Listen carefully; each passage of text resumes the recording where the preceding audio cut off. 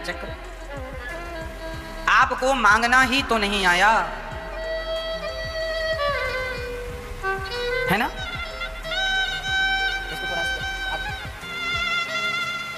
भगवान से नहीं, भगवान मोर पंख धारण करते हैं, क्योंकि मोर निष्काम,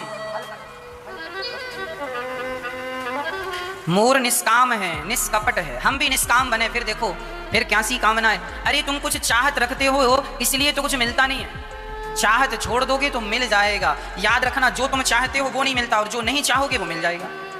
इसलिए भगवान पर छोड़ दो। नटवर वपु, भगवान कैसे हैं? सारी दुनिया बारातियों की तरह, भगवान नट अर्थात दुल्हे की तरह शोभायमान है। कानों में कनेर का पुष्प है, सुंदर सी वैजंती की माला गले पर धारण भगवान ने कर रखी है, और सुंदर सी भगवान ने अधरों पर बांसुरी रखी, और जब बजाई आनंद आ गया। अब भगवान ये सुंदर सा वेणु गीत गोपियों ने श्याम सुंदर के लिए गाया है। उसके बाद कल आपने सुना कि भगवान ने गोवर्धन उठाया एक उंगली से। अच्छा, भगवान गोवर्धन उठाते हैं एक उंगली से, इसके पीछे का सिद्धांत क्या है? देखिए, भगवान कितने बड़े वैज्ञानिक थे। एक उंगली से बताओ कौन पहाड़ उठा सकता? आज तक विज्ञान ने इतनी तरक्की कर ली, पर क्या आज यहां तक पहुंच सका कि कोई व्यक्ति एक हाथ से पहाड़ उठा ले, एक उंगली से? अर्थात भगवान ने जो कर दिखाया वो अभी सोच भी पाना कठिन है। इसलिए भगवान ही सर्वशक्तिमान है। भगवान के चरणों में ही समर्पण कर देना हम जीव मात्र का कल्याण है, इसी में हम सबकी भलाई है। एक बार एक सज्जन हमारे पास आए, बोले महाराज जी ये बताओ आपने भगवान को देखा है? हमने कहा भाई हमने तो देखा है भगवान को, बिल्कुल देखा है। हमने कई बार बिहारी जी को देखा है, यही तो हमारे भगवान है।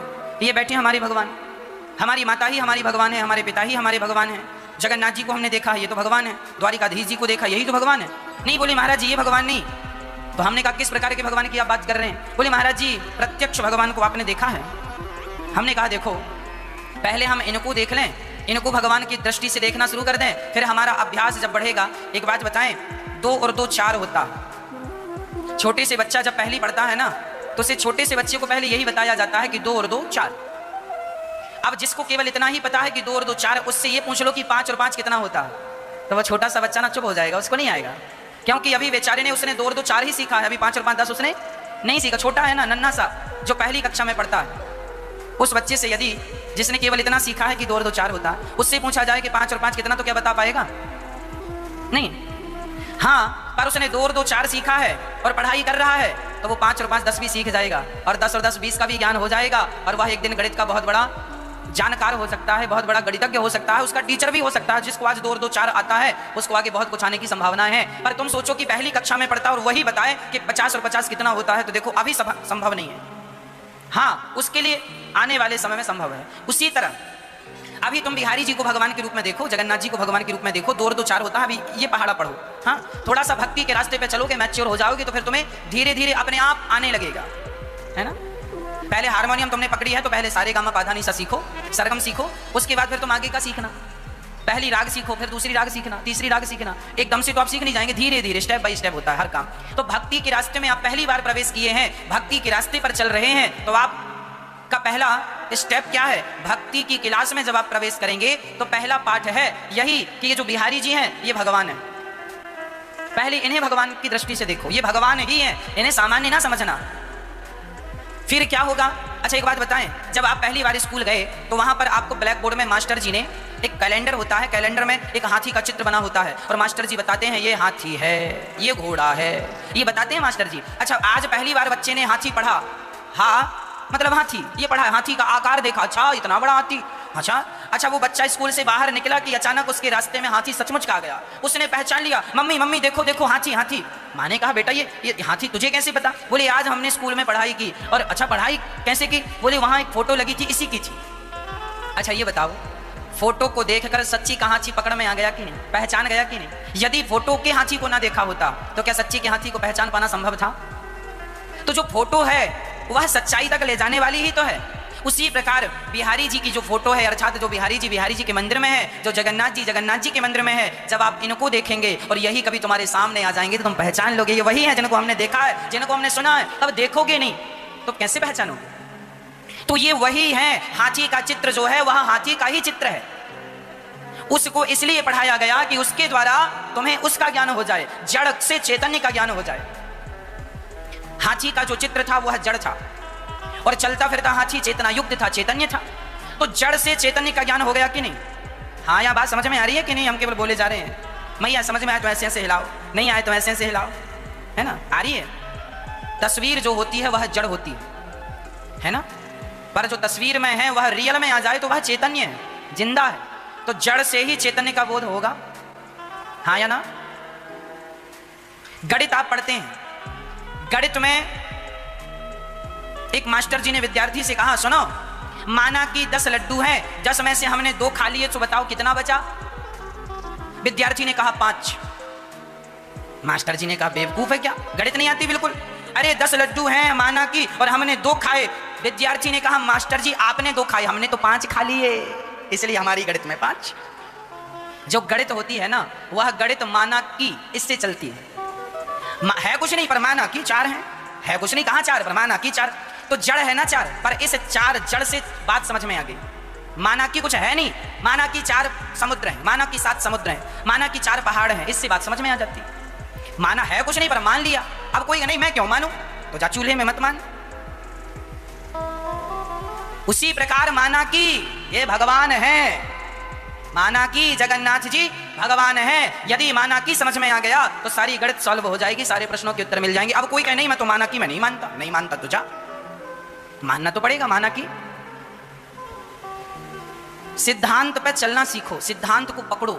सिद्धांत क्या है, सारांश क्या है, अर्थ क्या है? एक सज्जन हमसे बोले महाराज जी हम भगवान को नहीं मानते। हमने कहा आप भगवान को क्यों नहीं मानते, इसका ना मानने का कारण? बोले महाराज जी हमने भगवान को कभी देखा नहीं है ना। हमने कहा पागल, देखा वेखा तुमने सब है, तुम देखते रोज हो। बोले महाराज जी कहाँ देखते हैं? हमने कहा तुम्हारी माँ है कि नहीं? हाँ हाँ है। हमने कहा तुम्हारी माँ भगवान ही है। अरे महाराज जी माँ भगवान कैसे, वो तो हाथ पाँव उसके जैसे मेरे वैसे। ना बेटा ये तेरी मानसिकता है कि उसकी भी चमड़ी वैसी है, तेरी भी ना, मान ले वो भगवान है। नहीं महाराज जी मैं नहीं मानता। भगवान यदि है तो दिखाओ, प्रूफ करो, यदि प्रूफ कर दोगे तो मैं मान लूंगा कि ईश्वर है, नहीं तो फिर ये बातें मत करो। हमने कहा चल प्रूफ करते हैं। हमने कहा ये बता जहर पीने से क्या होता? अरे बोले महाराज जी मर जाते हैं जहर पीने से। हमने कहा तूने कभी पिया है? ना महाराज जी हम क्यों पिएंगे, पिएंगे तो मर नहीं जाएंगे। हमने कहा तू साइंस का स्टूडेंट है, अरे भाई तू तो प्रत्यक्ष पर बात करता है ना, प्रमाण चाहिए, सबूत के साथ बात करता है। यदि तूने कभी स्वयं ने जहर नहीं पिया, प्रैक्टिकल नहीं किया, तो तू मानता क्यों है कि जहर पीने से मर जाते?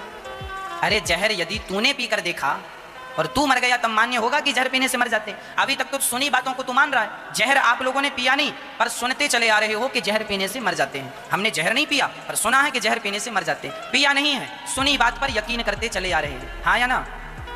हमने कहा भाई सुन, तूने जहर नहीं पिया? उसने कहा नहीं पिया। हमने कहा सुना है? बोले सुना है। हमने कहा जब जहर पर सुनकर विश्वास कर सकता है तो भगवान पर सुनकर विश्वास क्यों नहीं कर सकता? जहर पर विश्वास है कि मर जाएंगे। हमने कहा जहर पिएगा तो मर जाएगा और राम नाम जपेगा तो तर जाएगा। तूने सुना दोनों के बारे में है, पर एक पर विश्वास करता है और एक पर नहीं करता। यही दोगलापन ठीक नहीं। हाँ यदि तुम्हें प्रमाण पत्र चाहिए तो सबका लो, जहर भी ट्राई करो पी के। क्या सुनी बात पर यकीन कर रहे हो? यदि सुनकर उस पर विश्वास है तो सुनकर भगवान पर क्यों नहीं? हाँ या ना? अब दूसरा, महाराज जी ये बताइए कि भगवान हैं तो फिर हमें दिखते क्यों नहीं? हमने कहा सुन, तुम्हें कभी शरीर में कहीं दर्द हुआ है? हाँ महाराज जी अभी कुछ दिन पहले ही कमर में दर्द था। हमने कहा जब दर्द था तो क्या तुमने अपने दर्द को किसी को दिखाया? हाँ डॉक्टर को दिखाया। तो हमने कहा डॉक्टर ने कमर देखी थी कि दर्द देखा था? नहीं महाराज जी कमर देखी थी। तो हमने कहा दर्द देखा था? बोले ना, दर्द तो दिखता ही नहीं। हमने कहा भाई जैसे दर्द होता है पर दिखाई नहीं पड़ता, उसी तरह ईश्वर है। जैसे दर्द को आप महसूस तो कर सकते हैं, दर्द है तो उसे क्या करेंगे महसूस, कांटा लगा है तो दर्द से चिल्लाएंगे चीखेंगे, पर किसी को बता नहीं सकते। दर्द को महसूस तो किया जा सकता है, दर्द को बतलाया एक्सप्लेन नहीं किया जा सकता, हाँ या ना? उसी तरह ईश्वर को महसूस किया जा सकता है, उसके द्वारा कांटे के दर्द को वही महसूस करता है जिसको कांटा लगा है, चुभा है। जिसको चुभा ही नहीं वो क्या महसूस करेगा? जिसने भक्ति की है वही भगवान को भी महसूस कर पाएगा। ये एक महसूस एहसास है। गर्भवती नारी अपने बच्चे को महसूस करती है। अब दूसरी महिला कहे सुनो तुम्हें कुछ हो रहा है? हाँ हो रहा। हमें तो कुछ भी नहीं हो रहा। अरे तुम थोड़ी गर्भवती हो, जो गर्भवती है उसी को तो कुछ महसूस होगा, उसी के पेट में तो उथल पुथल होगी, हाँ या ना मैया? जिसके पेट में बच्चा है, गर्भवती महिला है, वह महसूस करती है बच्चा कभी इस तरफ खिसका, कभी इस तरफ खिसका, यहाँ लात मारी, यहाँ लात मारी। माँ बोलती है ना बच्चा लात मार रहा है, एक एहसास है, एक महसूस करती है माँ, और वही तो महसूस कर सकती है जिसके पेट में बच्चा है। अब पड़ोसन कहे मेरे को तो ऐसा कुछ नहीं, तू पागल बना रही है, बेवकूफ बना रही है। अरे तो वो गर्भवती है, तू थोड़ी गर्भवती है, जब तेरे पेट में आएगा तो तू भी समझ लाएगी। उसी तरह जिसके पेट में बच्चा है वही महसूस कर सकती है, उसी प्रकार जिसके हृदय में भगवान है वही लोग महसूस कर सकते हैं, बाकी सब बातें करने के लिए बहुत लोग हैं। जिसके पैरों में विमाई फटी ही नहीं वो पीर पराई क्या जाने। एक आदमी के पांव में विमाई फटी थी, अब वो रो रहा है, बड़ी दर्द है बड़ा, दूसरे की एड़ी बिल्कुल अच्छी, अरे क्या दर्द वर्द लगा रखा है, देख मेरी कितनी बढ़िया एड़ी है, कितना बढ़िया वो तेरा ये इतना बड़ा बड़ा, अरे तुम क्या जानो बड़ा दर्द है, अरे काहे का दर्द, मेरी अच्छी, अरे तेरी अच्छी है, उसकी तो फटी है। पैरों में विमाई फटी ही नहीं तो पीर पराई क्या जाने, और जिसने बेटी को जन्म दिया ही नहीं वो बेटी की विदाई क्या जाने। एक बाप रो रहा था अपनी बेटी की विदाई में, तो दूसरा बाप आया जिसकी बेटी नहीं थी, केवल बेटों का बाप था। अब बेटों का बाप आया, बेटी थी नहीं, अब वो समझा, अरे देखो हम तो रोते नहीं हो, तुम रोए जा रहे हो, अरे बेटी विदा हुई है, हाँ अपने घर चली गई, अब तुम इतना रो रहे हो। अब वो समझा रहा और वो रोए, बाप लड़की का बाप रोए जा रहा है, रोए जा रहा है, और ये कहे कि ना साहब देखो मैं भी तो बाप हूँ। अरे पागल, तुम बेटों के बाप हो, बेटी के बाप नहीं हो। और बेटों के बाप जो होते हैं ना, बेटियों के बाप का दर्द समझ भी नहीं सकते, क्योंकि ये दर्द ही अलग है, दोनों की फीलिंग अलग अलग है, हाँ या ना? उसी तरह जिसने भक्ति की है उसकी फीलिंग अलग है, और जिसने भक्ति नहीं की उसकी फीलिंग अलग है। अरे फीलिंग मैच ही नहीं करेगी, तो जिसने भक्ति नहीं की वो तो यही कहेगा तुम पागल हो। आज कथा सुन के कोई रोने लग जाए, भगवान के लिए नाचने लग जाए, तो जो ज्ञानी जन है जो भक्ति की फीलिंग को नहीं समझते वो कहेंगे बेवकूफ है, पागल है, नाच रही है, कूद रही है और आंसू बहा रहा है या बहा रही है, उन्हें पागल समझा जाता है। लेकिन उस दर्द को, उस फील को, उस आनंद को, उस भाव को वो क्या जाने, क्योंकि खग जाने खग ही की भाषा, सबकी भाषाएं सब कहाँ जानते हैं। लड़की के बाप का दर्द तो लड़की का बाप ही समझ सकता है, लड़कों का बाप नहीं समझ सकता, हाँ या ना? सबकी अपनी अपनी फीलिंग है, सबका अपना अपना भाव है। तुम्हारे लिए भगवान नहीं है पर हमारे लिए भगवान है। तुम जिसे पत्थर कह के नकार देते हो उसी को हम भगवान कह के स्वीकार कर लेते हैं।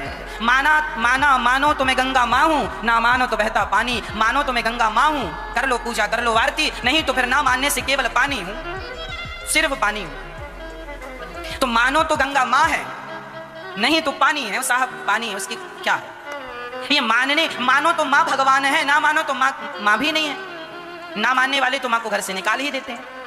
मानो तो भगवान है माँ, मानो तो भगवान है पिता, मानो तो भगवान है गुरु, ना मानो तो गुरु क्या है और माता क्या है और पिता क्या है। ये सब मानने की चीजें हैं। मंदिर में भगवान उन्हीं के लिए हैं जो मानते हैं, जो नहीं मानते उनके लिए तो सिवाय पत्थर के क्या है। तो ईश्वर एक विश्वास का सब्जेक्ट, एक श्रद्धा है। और मैं आपसे कई बार कह चुका हूं कि यदि भगवान पर तुम्हें यकीन ना हो तो यकीन बाद में करना, पहले एक बार आजमा करके देख लो, पहले इस्तेमाल करें फिर विश्वास करें। ईश्वर को पहले आजमा लीजिए, आजमा के देख लो। भगवान से कह दो कि प्रभु हम आपको आजमाएंगे, यदि हमारी कसौटी पर आप खरे उतर गए तो आपको मान लेंगे। देख लो फिर भगवान। अरे द्रौपदी ने आजमाया, भरी सभा में साड़ी खींचने लगी, बुलाया कोई नहीं आया, पति ने हाथ खड़ा कर दिया, सिर झुका लिया, अंत में भगवान श्री कृष्ण को बुलाया और उस विपत्ति के समय में आए कि नहीं। तुम भी जीवन में कभी मुसीबत पड़े और सच्चे हृदय से याद कर लेना, यदि आ जाए तो उस दिन से विश्वास शुरू कर देना, और ना आए तो फिर तो कोई बात ही नहीं। एक बार ट्राई कर लेना, यदि विश्वास नहीं है तो एक बार विश्वास जमा लेना और पहले इस्तेमाल कर लो, अर्थात पहले प्रैक्टिकल कर लो, पहले आप जो करना है कर लो, कसौटी पर कस के देख लो। भगवान है, भगवान सब में प्रसन्न है, सब में खुश है। सुग्रीव को भगवान पर विश्वास नहीं हो रहा था, हनुमान जी ने कहा कि ये भगवान है, तो सुग्रीव ने क्या बोला, मैं इनकी परीक्षा लूंगा, मैं तुम्हारे कहने से नहीं आता। रामचरितमानस में पढ़ लेना, लिखा है। सुग्रीव ने कहा राम जी पहले एक बाण से इन वृक्षों में, ताड़ के वृक्षों पर 7 वृक्ष हैं, एक बाण से 7 छेद कर दोगे तब मैं मान लूंगा कि तुम भगवान हो। सुग्रीव ने राम की परीक्षा ली पहले, इसके बाद सुग्रीव ने दोस्ती की, पक्की वाली दोस्ती। पहले खरे उतर जाओ कसौटी में, ताकि बार बार का ये झंझट ना रहे कि भगवान है कि नहीं। लोग ना मर जाते हैं ये सोच ईश्वर है, करें विश्वास की ना करें। कोई कहता ईश्वर नहीं है तो चलो मान लेते हैं नहीं है, कोई कहता ईश्वर है चलो मान लेते हैं। अब तुम हवा में लटक रहे हो है कि नहीं है, अरे पहले कंफर्म कर लो ना, एक बार तुम ही कंफर्म कर लो, अपने से कंफर्म कर लो। सुग्रीव ने ये कंफर्म किया, हनुमान जी ने कहा ये भगवान है, सुग्रीव ने कहा नहीं पहले एक बाण से छेद कराओ इनसे पेड़ पर, तब मैं मानूंगा कि ये बाली को मार पाएंगे। अब राम जी ने बाण मारा और सब में छेद हो गया, फिर दूसरा, फिर भी विश्वास नहीं हुआ, ऐसे सुग्रीव थे। बोला नहीं ये हड्डियों का पहाड़ है, एक पांव से जरा ठोकर मार के और इसे अलग करें। राम जी ने पांव पादप प्रहार किया, सब वो पहाड़ हड्डियों का जाके दूर गिरा। अब सुग्रीव चरणों में आ गए, अब विश्वास हो गया कि आप भगवान हैं। और अब विश्वास हुआ, इसके बाद तो ना विश्वास की बात संभावना ही नहीं। इसलिए आप भी एक बार विश्वास करने के पहले भगवान को आजमा करके देख लें। यदि विश्वास नहीं है तो, और विश्वास है तो फिर जरूरत ही नहीं है। आजमा कर देख लीजिएगा। राम नाम अति मीठा है, कोई गाकर देख ले। आ जाते हैं राम, कोई बुलाकर देख ले। कोई बुलाता ही नहीं तो वो आते नहीं। आप लोग ना पहले आजमा लीजिएगा, फिर बाद में चर्चाएं होंगी आगे। यदि विश्वास नहीं है तो की बात है, और है तो अच्छा, भक्ति के रास्ते में आगे बढ़ते चले जाइए। फिर भी लोगों को यदि भगवान पर संदेह है, फिर भी यदि यकीन नहीं है, तो एक बार क्या हुआ, कुछ उल्लुओं ने मीटिंग की और उल्लुओं ने कहा साहब क्या सूर्य भगवान होते हैं? कुछ उल्लुओं ने कहा ना ना सूर्य भगवान नहीं होते। अरे हमने तो कभी देखा नहीं। सारे उल्लुओं ने एक कानून बना दिया, बोले सूर्य भगवान होते ही नहीं है। सीनियर उल्लुओं ने भी साइन कर दिया, बोले सूर्य भगवान होते ही नहीं, लोग पागल हैं, सूर्य आ गए सूर्य चले गए। अब सारे उल्लुओं ने तो संविधान बना दिया कि सूर्य नहीं होते। अब आप बताओ सूर्य भगवान होते हैं? नहीं होते हैं, पर उल्लुओं को नजर नहीं आते। उसी तरह जैसे सूर्य भगवान होते हैं पर उल्लुओं को नजर नहीं आते, उसी तरह ईश्वर हैं पर कुछ उल्लुओं को नजर नहीं आते। तो बस वो यही गाना गाते हैं, भगवान है तुम उल्लू हो तो हम क्या करें?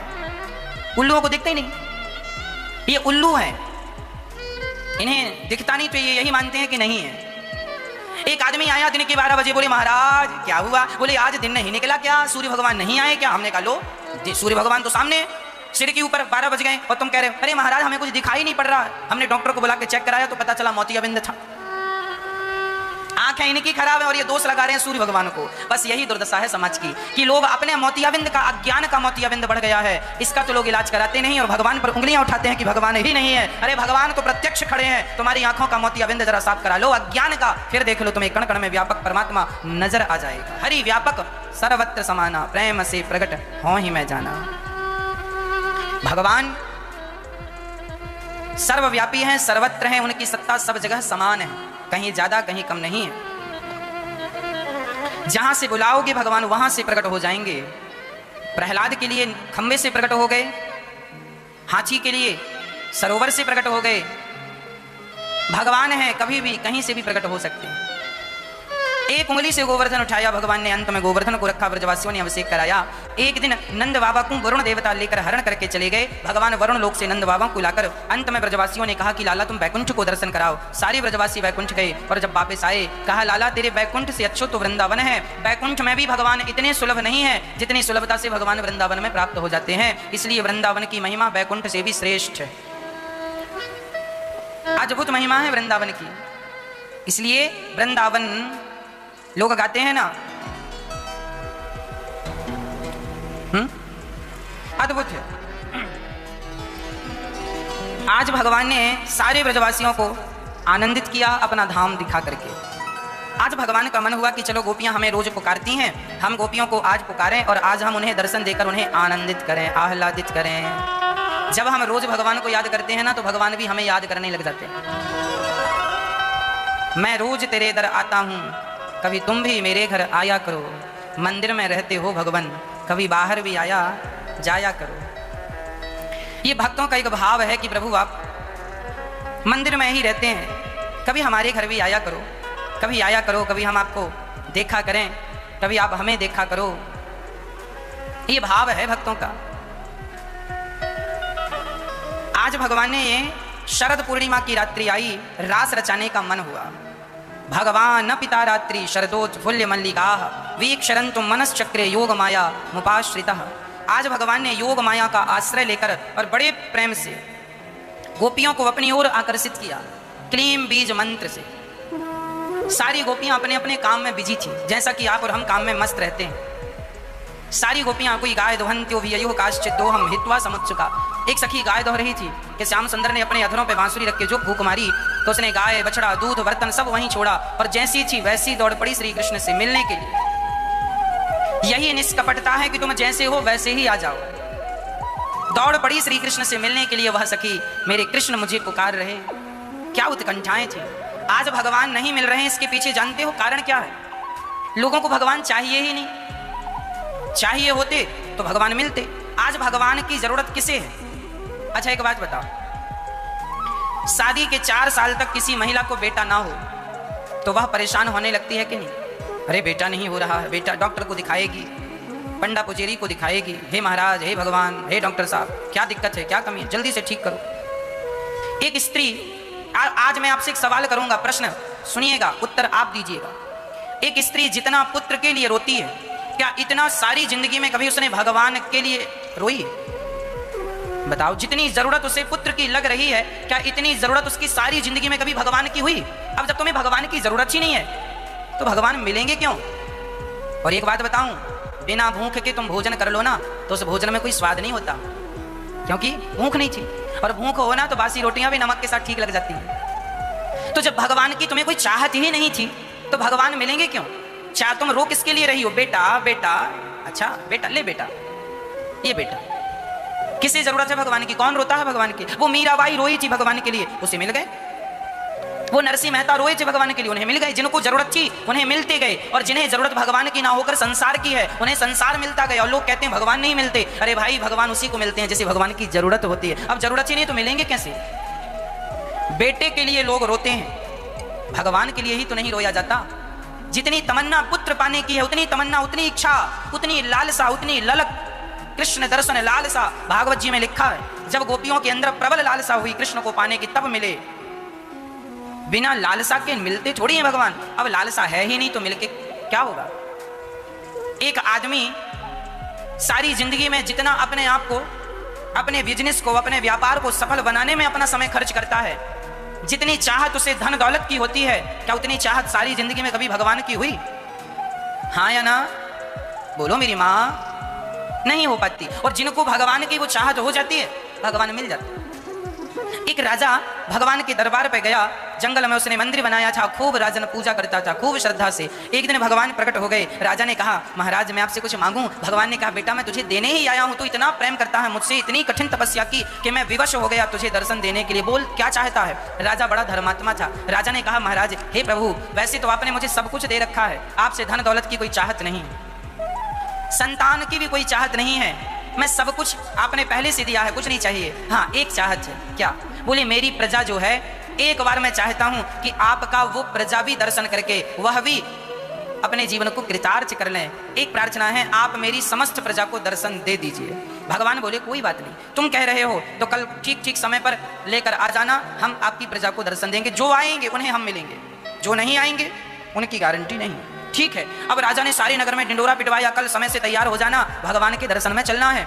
अब फ्री में भगवान का दर्शन होए तो फिर भगवान का दर्शन कौन नहीं करेगा? फ्री में दर्शन। चलो, सारे बच्चों से लेके बूढ़े तक सवेरे सवेरे सब तैयार हैं नहा धो करके, और कोई झांझ मजीरा ढोल सब कीर्तन कर रहे हैं, श्री कृष्ण गोविंद हरे मुरारी, हे नाथ नारायण वासुदेव चल रहे हैं। अब जैसे ही गांव से बाहर निकले गांव वाले भगवान का दर्शन करने जा रहे हैं, तभी रास्ते में भगवान ने माया रच दी। भगवान ने ऐसी माया रची कि पैसों का ढेर लग गया। अब गांव वाले पैसा देख के पागल, चढ़ गए ढेर के ऊपर। राजा समझा रहे, सुनो भगवान आगे हैं, बस मिल जाएंगे, उनको पालोगे तो ये ढेर वेर तो सब पीछे पीछे चलेंगे। गांव वाले बोले, महाराज बड़ा कर्जा था, अब हमें यहीं रहने दो, हम चलो आप लोग, हम पहुंच रहे हैं, जरा ये पैक करके घर रखाएं। अच्छा अच्छा, भगवान को थोड़ा रोक के रखिएगा, हम अभी आ रहे हैं। उतरे ही नहीं पैसों के, सब समेटने लगे, सारे कपड़े उतार उतार के भर रहे हैं, उसमें पोटरी बना बना के ढो रहे हैं घर की तरफ। राजा समझाए पर कुछ भगवान को ज्ञान के बल से नहीं पाया जा सकता।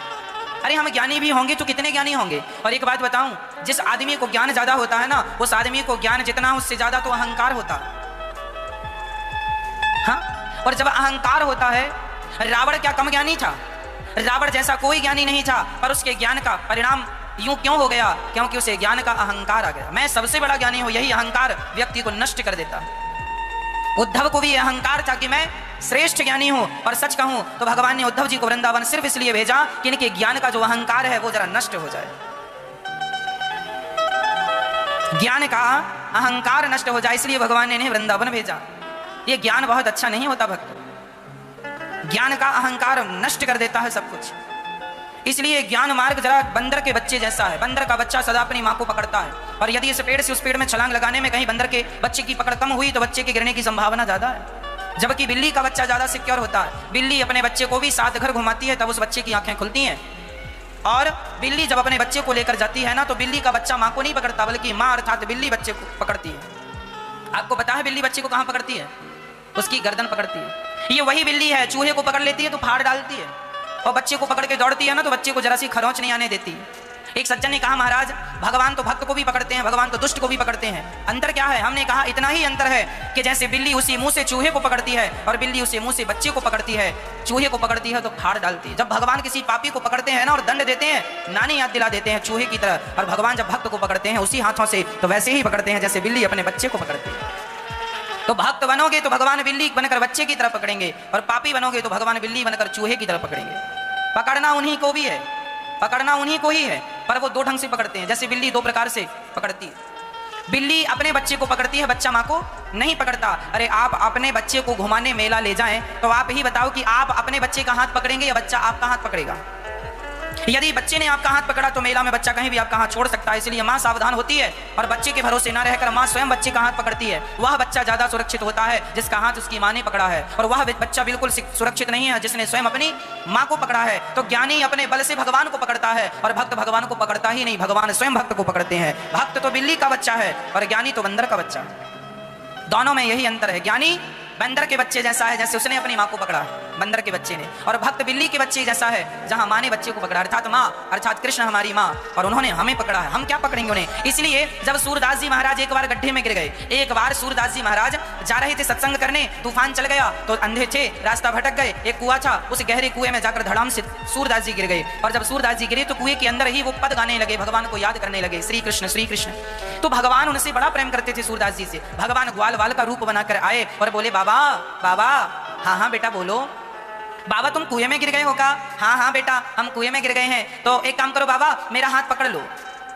सूरदास जी रोने लगे, मुझे पता है प्रभु आप ही आए हो, और आपको तो पता है मैं अंधा हूँ, मुझे क्या पता कि आपका हाथ कहाँ है? अरे मैं अंधा हूँ, मुझे नहीं पता कि आपका हाथ कहाँ है, और आपको तो पता है कि मेरा हाथ कहाँ है, इसलिए मैं आपका हाथ नहीं पकड़ता, आप मेरा हाथ पकड़ लीजिए। तब भगवान आए और सूरदास जी का हाथ पकड़े, और जब सूरदास जी का हाथ पकड़ के बाहर निकाला तो सूरदास जी ने भगवान को कस के पकड़ लिया।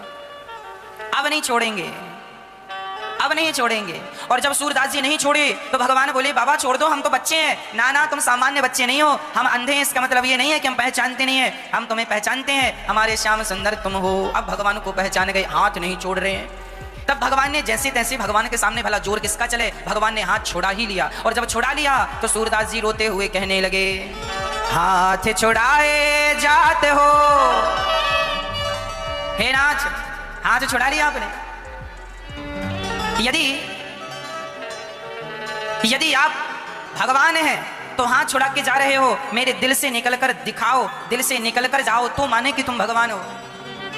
हाथ छुड़ाए जाते हो निर्बल जान के मोही, कर दिल से जो जाओगे मर्द कहूंगो तो ही।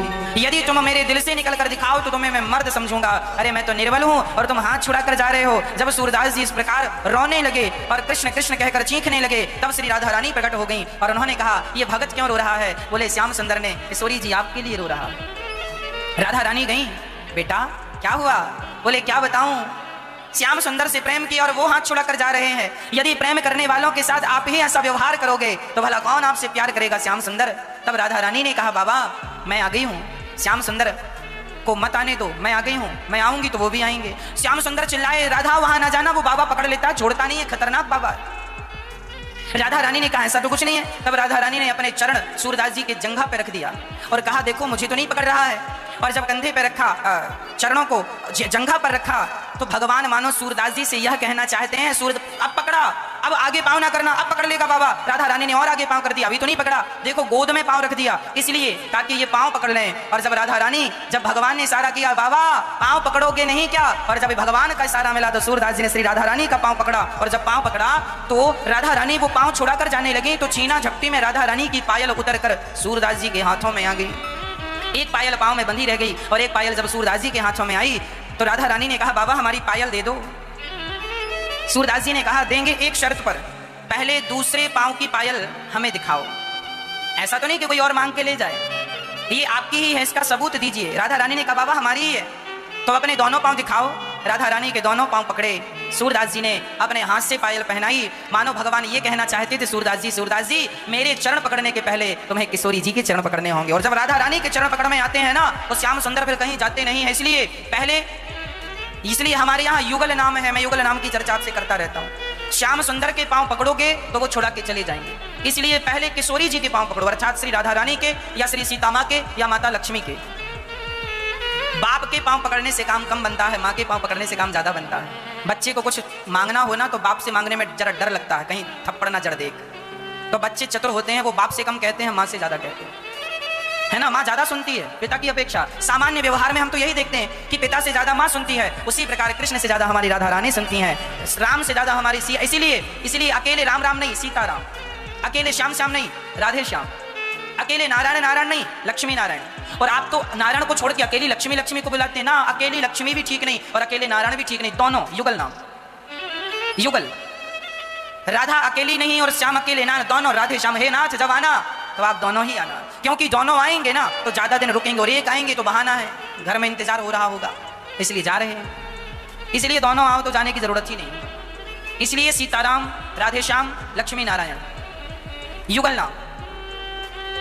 इसलिए हम लोग जपते हैं श्रीमन्नारायण चरणौ शरणम प्रपद्ये श्रीमते। श्री मतलब लक्ष्मी, जहां श्री शब्द जुड़ा होगा वो लक्ष्मी, नारायण के संग श्री लगा दो। नारद जी क्या जपते हैं? श्रीमन्नारायण। श्रीमन नारद जी अकेले नारायण नारायण नहीं जपते, क्योंकि अकेले से कल्याण नहीं है। श्री मतलब लक्ष्मी, नारायण के संग श्री जोड़ दिया आपने तो वो लक्ष्मी हो गया, लक्ष्मी नारायण। श्रीमन्नारायण आपने श्री राम कह दिया, श्री राम मतलब वो सीता हो गई, श्री मतलब सीता। श्री श्याम है ना, श्री कृष्ण, श्री मतलब राधा, कृष्ण मतलब कृष्ण, तो वो युगल नाम हो गया। अकेले कृष्ण, अकेले राम, अकेले नारायण नहीं, युगल नाम। तो भगवान सूरदास जी को मिले और सूरदास जी ने भगवान से कहा, भगवान श्री राधा रानी ने कहा सूरदास जी से, बेटा तुम्हें क्या चाहिए? कृपा दृष्टि हुई और सूरदास जी की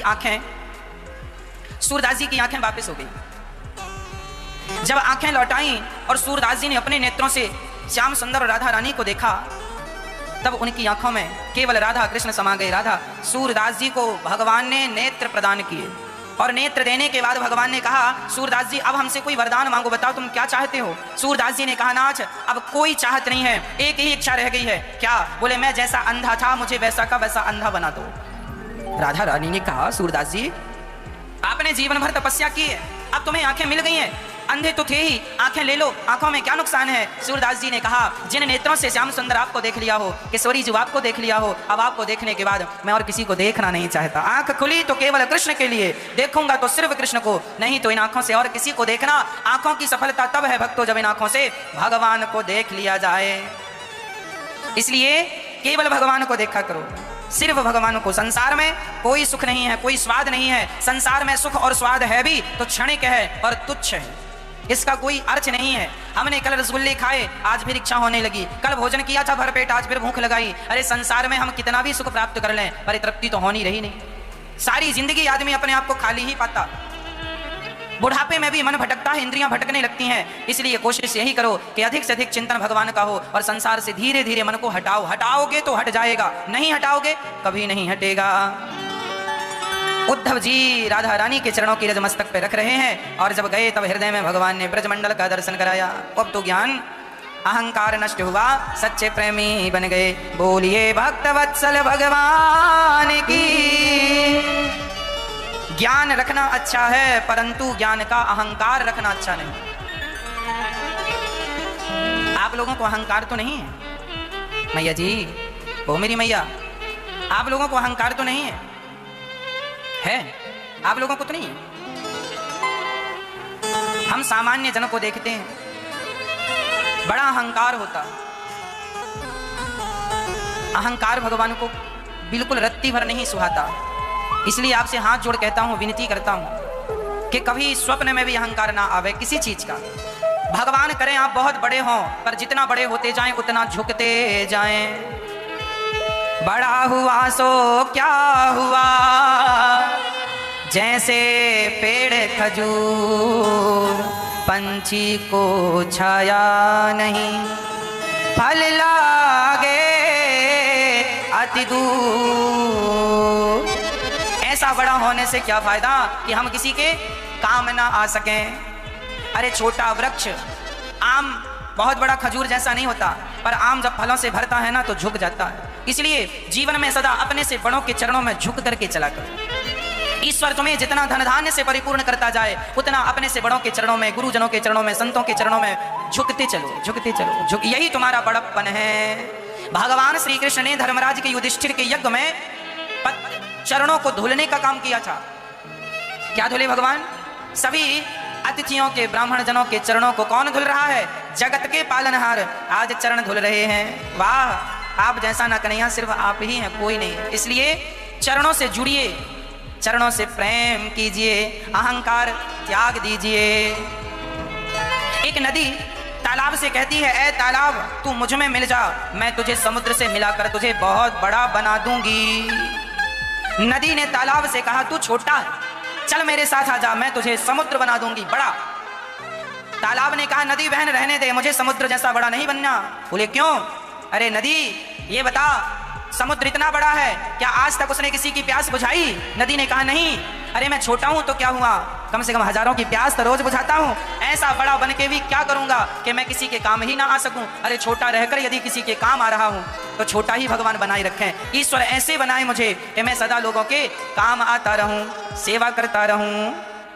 अहंकार त्याग कर, अहंकार की घटना। एक डोली चली, एक अर्ची चली, दोनों के विचार अलग अलग, भाव अलग अलग। एक अहंकार में डूबी है और एक तो मरी पड़ी है। पर जब उस मुर्दा अर्थात अर्थी की अंतरात्मा ने जवाब दिया, तब डोली का अहंकार नष्ट हो गया और दोनों अपने अपने रास्ते चली गई। ज्यादा फर्क नहीं है हम में और उनमें। इसलिए बिना अहंकार का जीवन शांति आनंद पूर्वक जिया करो। कल हमने भगवान के विवाह का पावन सा चरित्र आपको गाया।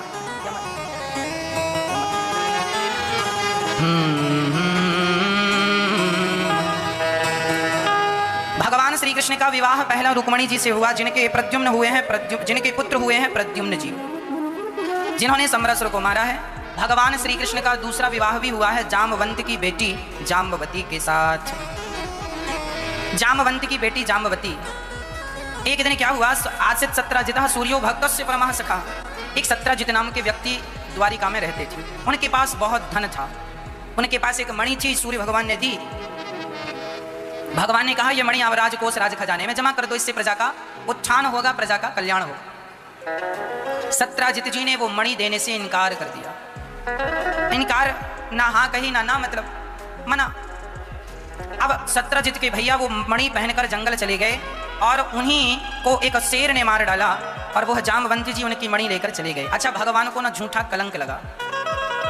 भगवान को कलंक यह लगा कि इन्होंने मणि चुरा ली। भगवान को झूठा कलंक लगा दिया गया कि इन्होंने मणि चोरी कर ली। अब रामचरितमानस में भगवान को कलंक क्यों लगा, यह बात बड़ी स्पष्ट है। जो आपन चाहे कल्याणा, सुजस सुमति शुभ गति सुख नाना, सो पर नार लीलार गुसाई, तजऊ चौच के चंद्र की नाई। है ना मैया जी? ओ मेरी माँ, सावधान हो जाओ मैया, सावधान होकर के प्रेम पूर्वक सुनिएगा। जो स्त्री अपना कल्याण चाहती हो और जो पुरुष अपना कल्याण चाहते हो, वो लोग इस बात को बहुत ध्यान से सुनेंगे। और जो अपना कल्याण नहीं चाहते वो ना सुने। जो कल्याण चाहते हैं वो सुने। रामचरितमानस में लिखा है कि जो पुरुष अपना कल्याण चाहता हो वह पराई स्त्री को स्वप्न में भी ना देखे। आज हमारा संसार आज विषयों की ओर ही तो बढ़ रहा है। और राम जी इसलिए आए यह बताने के लिए कि चरित्रवान बनोगे, चरित्रवान रहोगे तो कुछ प्राप्त करोगे। देखो, चरित्र को समाप्त कर देने से ना कोई फायदा नहीं है। कैरेक्टरलेस व्यक्ति किस काम का है ये बताओ। इसलिए चरित्रवान हम सबको बनना चाहिए। स्त्रियां भी चरित्रवान बने और पुरुष भी चरित्रवान बने। किसी भी प्रकार से आपके चरित्र पर कोई दाग ना आवे, कोई कलंक ना लगे, इसका ख्याल आपको ही रखना चाहिए, है ना। आज देखने को यह मिलता है, लोग अपना चरित्र बिगाड़ लेते हैं। चरित्र का ख्याल रखा करो। वही व्यक्ति सफल है, उस व्यक्ति का लोक परलोक दोनों बन जाता है जिसने चरित्र बना लिया, और उस व्यक्ति का लोक परलोक बिगड़ जाता है जिसने चरित्र बिगाड़। चरित्र बिगाड़ना मतलब लोक परलोक सब बिगाड़ लेना, और चरित्र बना लेना मतलब लोक परलोक सब बना लेना, है ना भैया। आजकल के बच्चे चरित्र का बिल्कुल ख्याल नहीं रखते हैं, चरित्रहीन हो जाते हैं बच्चे। कितनी बार हमने आपको सुनाया है, समझाया है कि एक बार हम बंबई गए, मुंबई, वहाँ समुद्र के किनारे हमें किसी भक्त ने कहा महाराज जी चलिए आपको समुद्र का दर्शन कराते हैं। समुद्र के किनारे हम गए तो हमने वहाँ बड़ा आश्चर्य देखा। वहाँ देखा हमने बहुत सारे लड़के लड़कियाँ वहाँ दूर पत्थरों पर बैठे थे। हमने पूछा भैया ये क्यों बैठे हैं? आप लोग भी बंबई जाते हैं, समुद्र के किनारे देखते हैं, बड़े बड़े शहरों में अधिकांश जो बच्चे पढ़ने जाते हैं, स्कूल कॉलेज माँ बाप भेजते हैं जाओ अच्छा पढ़ के आना, उनकी अच्छी वाली पढ़ाई कुछ ऐसी चलती नजर आती है। बैठे हैं समुद्र के किनारे, लड़की लड़कों के संग, लड़के लड़की के संग। पूछो भाई क्यों बैठे हो? बोले प्यार करते हैं महाराज जी, हम तो एक दूसरे से बहुत प्यार करते हैं। प्यार करते हैं सो बैठिए, आपको कोई प्रॉब्लम? आप चले जाओ यहाँ से। नहीं हमें कोई प्रॉब्लम नहीं, हमें क्या प्रॉब्लम? और हमें बस क्यों, किसी को कोई प्रॉब्लम नहीं। प्रॉब्लम आगे चल के आपको होनी है। माँ बाप जो कहते हैं वो इसलिए समझाते हैं बेटा पढ़ लो, बेटा पढ़ लो। बच्चे कहते हैं नहीं पढ़ेंगे क्या होगा, चलो माँ बाप का क्या होगा, माँ बाप तो कह रहे हैं पढ़ लो, नहीं पढ़ोगे तो कल को आपको ही पश्चाताप करना पड़ेगा। जो भी मुसीबत आएगी वो तुम्हारे माँ बाप पर नहीं, वो तुम पर ही आनी है, आगे तुम्हें ही सब कुछ झेलना है। इसलिए ये सब झूठे संसार में ना उलझा करो, भगवान में मन लगाओ, पढ़ाई में मन लगाओ, पढ़ लिख करके खूब सफल व्यक्ति बनो, सफलताएं प्राप्त करो, धन खूब कमाओ, और जहां तुम्हारा विवाह हो किसी पुरुष से, किसी स्त्री से, अपनी पत्नी अपने पति से प्यार करो, और गृहस्थ में रहकर खूब प्यार करो, कोई मना ही नहीं है। पर हमारे सनातन धर्म में शादी के पहले यदि आपने अपना चरित्र बिगाड़ लिया तो उसे पाप समझा जाता है। विवाह के पहले कोई स्त्री या कोई पुरुष अपना चरित्र बिगाड़ ले तो उसे क्या समझा जाता है? अरे विवाह के पहले क्या, विवाह के बाद भी यदि कोई पत्नी अपने पति को छोड़कर किसी पुरुष से संबंध रखे और कोई पुरुष अपनी पत्नी को छोड़कर किसी स्त्री से संबंध रखे तो क्या समाज में उसे अच्छा पुरुष और अच्छी स्त्री कहा जाएगा? बोलो, नहीं कहा जाएगा। एक पिता ने अपनी बेटी से कहा बेटी पूरे कपड़े पहन लिया करो। बेटी ने कहा पापा क्या पुराने विचारों को लेके चल रहे हो, पुराने ख्यालों में जी रहे हो। पिता ने कहा चलो बेटी की मर्जी है तो तुम जैसी हो ठीक है। एक दिन पिता ने अपनी बेटी के लिए बढ़िया मोबाइल खरीद के गिफ्ट दिया उसके जन्मदिन में। बढ़िया मोबाइल था, महंगा वाला। बेटी ने मोबाइल लिया, बड़ी खुश पापा के गले लग गई। वाह पिताजी, वाह पापा, आपने मेरी खुशी का कितना ख्याल रखा। अब जरा एक छोटा सा काम और करा दो, मोबाइल लाए हो तो जरा स्क्रीन गार्ड भी लाओ, जरा इसका बैक कवर भी लाओ, यदि कवर होगा तो ये जरा सिक्योर रहेगा, नहीं गिरेगा सो टूट जाएगा। पापा ने कहा बेटी इतना महंगा मोबाइल है, इतना खूबसूरत है मोबाइल, और तुम इसे कवर में ढक लोगी, आगे भी कवर पीछे भी कवर, इसकी खूबसूरती जरा दब जाएगी। बेटी ने कहा ना पापा मैं बिल्कुल रिस्क लेना नहीं चाहती, महंगा मोबाइल है। पापा ने कहा बेटी यही तो मैं तुझे समझा रहा था, जैसे तू 50,000 के मोबाइल के लिए कोई रिस्क लेना नहीं चाहती तो तू जानती नहीं कि तेरी कीमत क्या है। मैं तुझ पर भी तो कोई रिस्क लेना नहीं चाहता, इसलिए तो कहता हूँ जरा शरीर को ढका रखा करो, मर्यादा में रहा करो, मर्यादित रहा करो, है ना। जो आपको अच्छा लगे वही तो दूसरों को अच्छा लगेगा। इसलिए ये सभ्य भारत है, ये भारत है, अच्छे लोग यहाँ रहते हैं। मर्यादाओं का ख्याल हम सबको रखना चाहिए। ये बताओ क्या है? बोलो, जोर से बोलो। गुलाब, अब हम आपसे कहें इसे मत देखो, आप अपना देखने का नजरिया सुधारो, इसे मत देखो। आप सुधार लेंगे। अब हम दिखा रहे हैं तो आप देख रहे हैं कि नहीं? जो हम दिखाएंगे वो आप देखेंगे कि नहीं? हाँ या ना? देखेंगे। अब हम दिखाएं और आपसे कहें अपनी सोच बदलो, क्या देख रहे हो?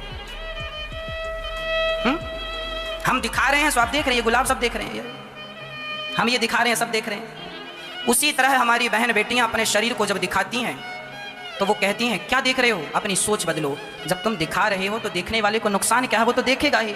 तुम क्यों नहीं अपनी सोच बदल लेती हो? तुम क्यों नहीं पूरा शरीर ढक के चलती हो? समाज में रहना है तो समाज के ढंग से रहना हम सबको सीख लेना चाहिए। अब हम ये गुलाब दिखा रहे हैं और आपसे कहें कि आप अपनी सोच बदलो, इसका मतलब हम जरा समझदार नहीं है ना।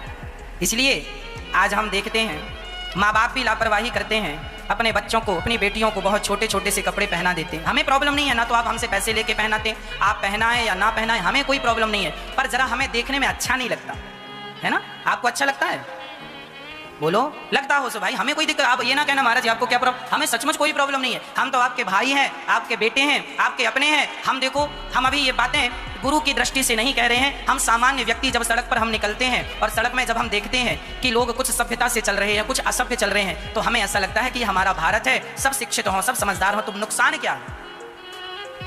हमें ही अच्छा नहीं लगता तो स्वाभाविक है कि दूसरों को भी अच्छा नहीं लगता होगा। और बहन बेटियों को समझाओ तो वो कहते हैं महाराज जी आप 21वीं सदी में बताओ ऐसी बातें कर रहे हैं। हाँ 21वीं सदी है, इसका अर्थ ये नहीं है कि आप सारे कपड़े उतार दो। हम जितना अपने आप को ढक के रहेंगे, याद रखना पुरानी कहावतें हैं, भोजन भजन और बेटी पर्दे में अच्छी लगती हैं। क्या? भोजन भजन और बेटी, ये तीनों कहाँ अच्छी लगती हैं? कहाँ अच्छी लगती हैं? पर्दे में। एक भजन है, उसकी एक लाइन सुना देता हूं, पूरा तो व्याख्या करने का समय नहीं है, सुनाता हूं। बेटी कितनी भी सुंदर हो, घर घर प्रदर्शन करने की वस्तु नहीं है वो, पर्दे में रखना अच्छा है।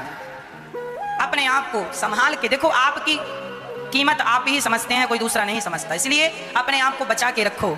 और ये जो तुम प्यार व्यार के चक्कर में आजकल हमारी बहन बेटियां, अच्छा जो स्त्री होती है ना वो जरा ज़्यादा भोली होती है, सरल होती है, सीधी। पुरुषों को ज़्यादा चतुराई आती है जबकि स्त्रियों को कम चतुराई आती है। स्त्री सरल होती है, सीधी होती है। बहुत सारी स्त्रियां सीधी हैं, बहुत सारी स्त्रियां होती होंगी, पर मैं उनकी बात ना करूं, मैं तो भोली भाली स्त्रियों की बात करूं। जो लड़की होती है, स्त्री जात होती है, यह पुरुषों से ज़्यादा भोली होती है, भोलापन में ज़्यादा, सरल जिसे कहते हैं, सहज जिसे कहते हैं। लड़की जब किसी से प्यार करती है ना तो वो पूर्ण रूप से प्यार करती है, वह उसकी हो जाती है। जबकि जिस लड़के से वो प्यार कर रही है, जरूरी नहीं है कि वो सिर्फ तुमसे प्यार कर रहा है, तुम जैसी और भी उसके पास हो सकती हैं प्यार करने वाली। इसलिए आप उसके संग भाग जाएं या विवाह कर लें, यह निर्णय आपके जीवन में आपको जीवन भर दुख देता रहेगा।